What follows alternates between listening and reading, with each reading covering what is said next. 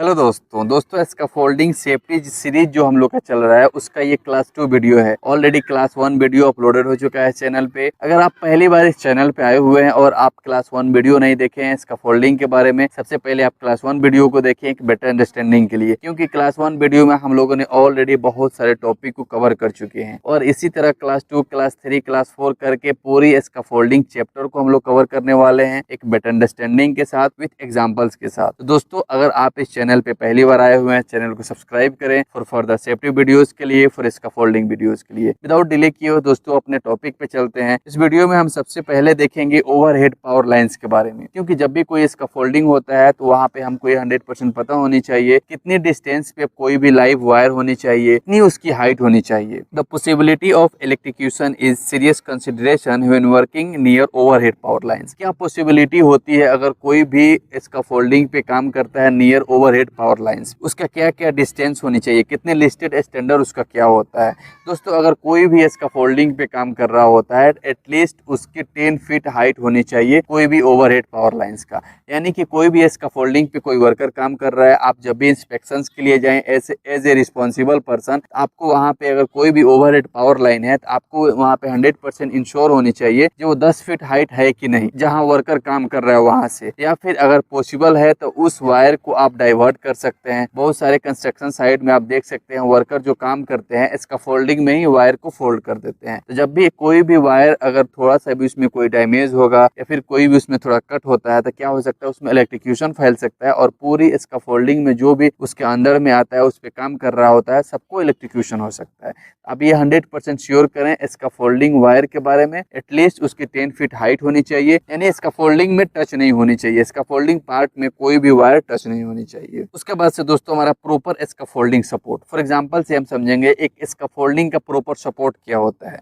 आप इस वीडियो में देख सकते हैं एक इसका फोल्डिंग का सपोर्ट दिया गया है जिसमें एक जिसको मड सोल बोलते हैं, एक ये स्क्वायर में है जो सरफेस इसका है हार्ड है, उस पर मड सोल रखने के बाद उस पर बेस प्लेट लगाया गया है, उसके बाद एक इसका फोल्डिंग को इरेक्ट किया गया है, यानी कि ये गुड सपोर्ट है, ये प्रॉपर इसका फोल्डिंग का सपोर्ट। उसके बगल में आप देख सकते हैं इनएडिक्वेट सपोर्ट है, आप देख सकते हैं यहाँ पे एक इसका फोल्डिंग खड़ा किया गया है, यहाँ पे एक प्रॉपर सपोर्ट नहीं है, यहाँ पे एक जैसे कि एक नॉर्मल ब्लॉक रख के इस यहाँ पे एक इसका फोल्डिंग को बनाया गया है। ये क्या हो सकता है कभी भी कोलैप्स कर सकता है, इसमें डेंजर सबसे ज्यादा है, ये इसमें हजार्ड होने की चांसेस ज्यादा है, इसका फोल्डिंग कोलैप्स होने की चांसेस ज्यादा है। आप जब भी इंस्पेक्शन के लिए जाए तो इसका फोल्डिंग का जो फाउंडेशन है वहाँ पे चेक करें जो इसका फोल्डिंग इरेक्ट किया गया है उसका बेस क्या है, वो प्रॉपर वो उसको इरेक्ट किया गया है कि नहीं, प्रॉपर वो उसका बेस है कि नहीं, उसका फाउंडेशन सही है कि नहीं, क्योंकि इसका फोल्डिंग का सबसे बड़ा जो मेजर होता है वो यहाँ से कोलैप्स करने की चांसेस ज्यादा रहता है। आप इस वीडियो में देख सकते हैं एक जो गुड सपोर्ट कैसा होता है, इनएडिक्वेट सपोर्ट कैसा होता है। इसका folding platform construction site,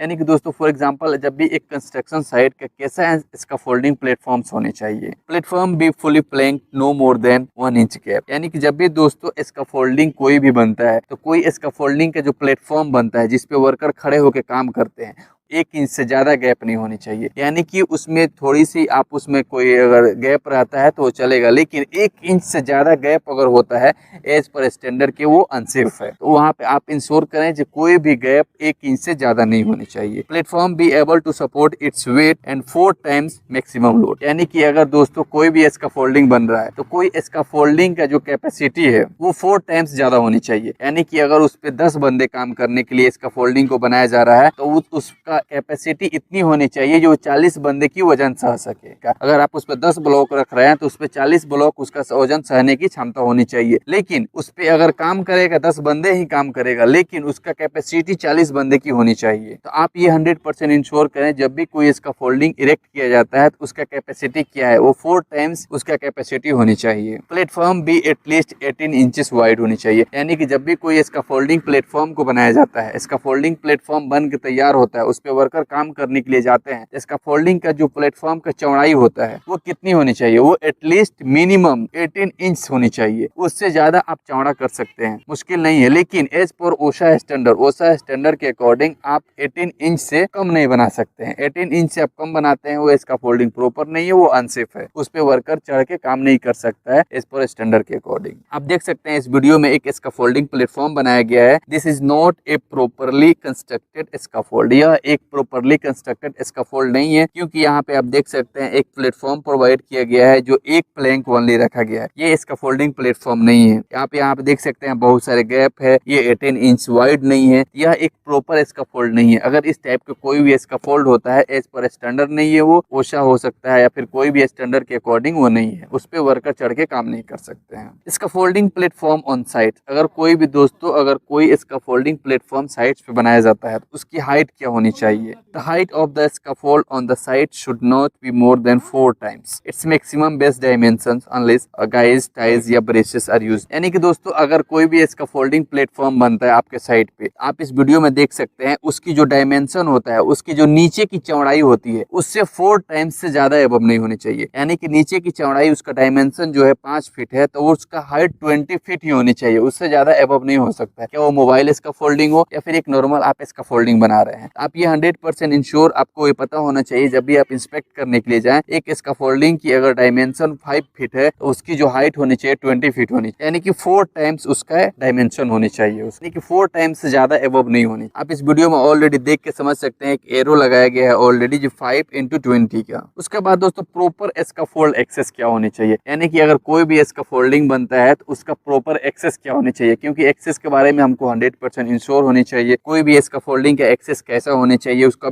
scaffolding पे कब एक्सेस प्रोवाइड किया जाता है, कितनी हाइट पे स्कैफोल्डिंग का एक्सेस होनी चाहिए। Make sure proper access when scaffolding platform more than 2 feet या below a point of access. यानी कि दोस्तों कोई भी स्कैफोल्डिंग आपके साइड पे बना हुआ है या फिर बन रहा है तो वहां पे अगर वो स्कैफोल्डिंग 2 फीट से ज्यादा हाइट का है या फिर 2 फीट से ज्यादा हाइट पे बनाया जा रहा है तो वहां पे आपको एक प्रॉपर एक्सेस प्रोवाइड करना कंपलसरी है। या फिर आप बहुत सारे देखते हैं आपके साइड पे बहुत सारे स्कैफोल्डिंग जो normal 2 feet 4 feet 5 feet height पे बनाया जाता है तो वहां पे स्कैफोल्डर एक प्रॉपर एक्सेस प्रोवाइड नहीं करता है। लेकिन एज पर ओशा स्टैंडर्ड अगर कोई भी स्कैफोल्डिंग 2 फीट से ज्यादा हाइट पे बनाया जाता है तो वहां पे एक प्रॉपर एक्सेस प्रोवाइड करना कंपलसरी है। स्टैंडर्ड टाइप्स ऑफ एक्सेस, किस टाइप का एक्सेस प्रोवाइड कर सकते हैं आप वहां पे, यानी कि कोई भी स्कैफोल्डिंग में किस किस टाइप्स का एक्सेस प्रोवाइड कर सकते हैं। लेडर सच एज पोर्टेबल हो, हुक ऑन या अटैचेबल कर सकते हैं, स्टेयर टाइप से या बिल्ट इन कर सकते हैं, वहां पे स्टेयर टावर्स को वहां पे लेडर प्रोवाइड कर सकते हैं, रैंप एंड वॉकवेज प्रोवाइड कर सकते हो, वहां may be use building stairs, यानी कि दोस्तों वहां पे अपने लेडर्स प्रोवाइड कर सकते हैं, रैंप एंड वॉकवेज प्रोवाइड कर सकते हैं। या फिर स्कैफोल्डिंग अगर बिल्डिंग से अटैच है और बिल्डिंग में प्रॉपर एक्सेस बनाया गया है तो आप वहां पे बिल्डिंग का भी एक्सेस को यूज कर सकते हैं। When using ladder bottom rung no more than 24 inches high, यानी कि दोस्तों अगर आप एक एक्सेस प्रोवाइड कर रहे हैं, कोई भी स्कैफोल्डर एक प्रॉपर एक्सेस प्रोवाइड करता है या फिर कोई भी एक्सेस ऐसा है जो स्कैफोल्डिंग से अटैच किया गया है तो वो आपको ये 100% इंश्योर होनी चाहिए जो वो 24 इंच से ज्यादा उसकी हाइट नहीं होनी चाहिए। यानी कि एक प्रॉपर जो हमारा जो सीढ़ी का स्टेप होता है तो वो स्टेप जो हमारा होता है वो 24 इंचेस यानी कि 2 फीट से ज्यादा उसकी हाइट नहीं होनी चाहिए। जब वो 2 फीट से ज्यादा हाइट होगा तो वो स्टैंडर्ड के अकॉर्डिंग नहीं होगा, जब वो अनसेफ हो सकता है तो क्या होगा, आपको ये 2 फीट से कम होनी चाहिए, 2 फीट से ज्यादा होनी नहीं चाहिए। कोई भी अगर लेडर प्रोवाइड कर रहे हैं तो आपको ये चेक करना है लेडर 75 डिग्री एंगल पे होनी चाहिए, यानी लेडर